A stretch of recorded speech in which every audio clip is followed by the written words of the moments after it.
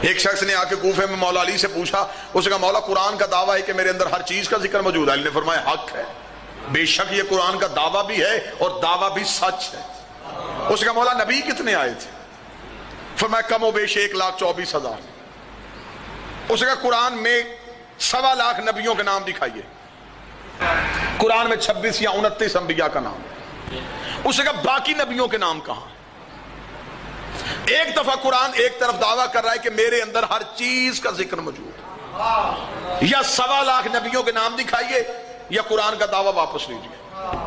اچھا ہوا یہ سوال علی پہ ہو گیا، جواب ہم تک پہنچ گیا۔ اگر کسی اور جگہ پہ سوال ہوتا یا ہم آیت سے محروم ہو جاتے یا قرآن کا دعویٰ واپس ہو جاتا، یا آج تک قرآن کی صداقت پہ انسانیت مشکوک رہتی۔ امام مسکرا رہے، امام نے اتنا خوبصورت دلیل دی، امام نے کوئی لمبی چوڑی وضاحت نہیں کی۔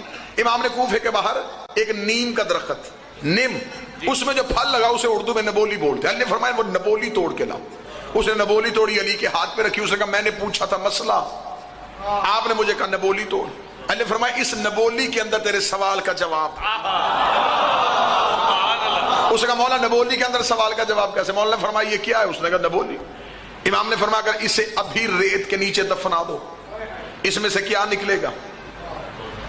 اس نے کہا نیم کا درخت۔ امام نے فرمایا اس کے اندر پورا درخت ہے، دکھا۔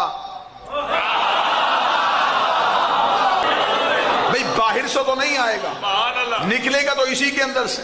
اس کے اندر پوری جڑ ہے، تنا ہے، شاخیں ہیں، پتے ہیں، دکھا۔